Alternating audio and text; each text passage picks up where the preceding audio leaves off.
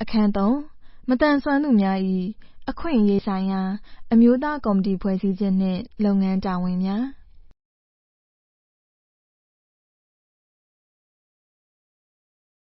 ၄ပြည်ထောင်စုအစိုးရအဖွဲ့သည်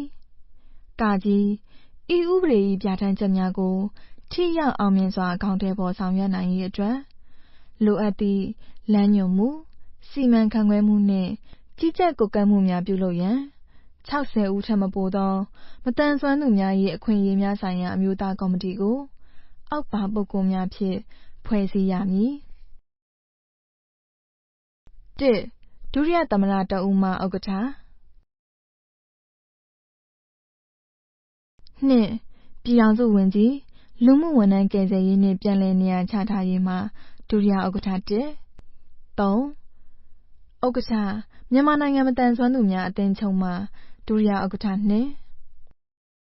4ညွှန်ကြားရေးမှူးချုပ်လူမှုဝန်ထမ်းဦးစီးဌာနမှအဖွဲ့ဝင်5သက်ဆိုင်ရာပြည်ထောင်စုဝန်ကြီးဌာနတိုင်းဒေသကြီးသို့မဟုတ်ပြည်내အစိုးရအဖွဲ့များမှကိုယ်စားလှယ်များမှအဖွဲ့ဝင်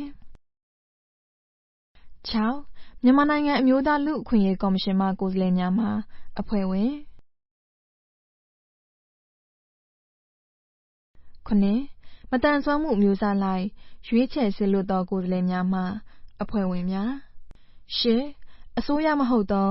လူမှုရေးအဖွဲ့အစည်းများမှရွေးချယ်ခြင်းခံရသောကိုယ်စားလှယ်များမှအဖွဲ့ဝင်များ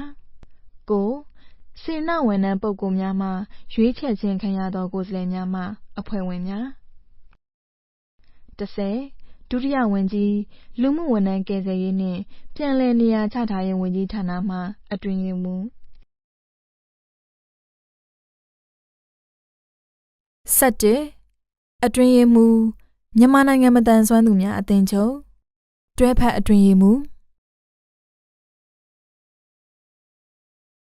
ခါခွေအမျိုးသားကော်မတီကိုလိုအပ်ပါကပြင်ဆင်ဖွဲ့စည်းနိုင်သည်ကငယ်အမျိုးသားကော်မတီအဖွဲ့ဝင်များတွင်သက်ဆိုင်ရာပြည်ထောင်စုဝန်ကြီးဌာနနှင့်တိုင်းဒေသကြီးသို့မဟုတ်ပြည်내အစိုးရအဖွဲ့များမှရာထူးအလျောက်တာဝန်ထမ်းဆောင်ရသောပုဂ္ဂိုလ်များမှအပကျန်အမျိုးသားကော်မတီအဖွဲ့ဝင်များ၏သက်တမ်းကိုသတ်မှတ်နိုင်သည်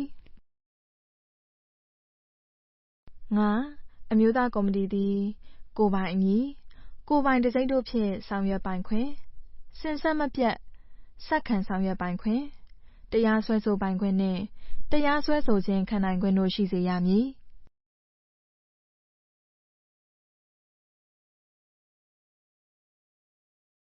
6နိုင်ငံဝန်ထမ်းမဟုတ်သောအမျိုးသားကော်မတီဝင်များသည်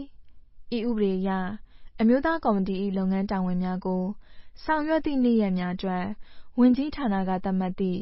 ချီးမြှင့်ငွေနှင့်စရိတ်တို့ကိုခံစားပိုင်ခွင့်ရှိသည်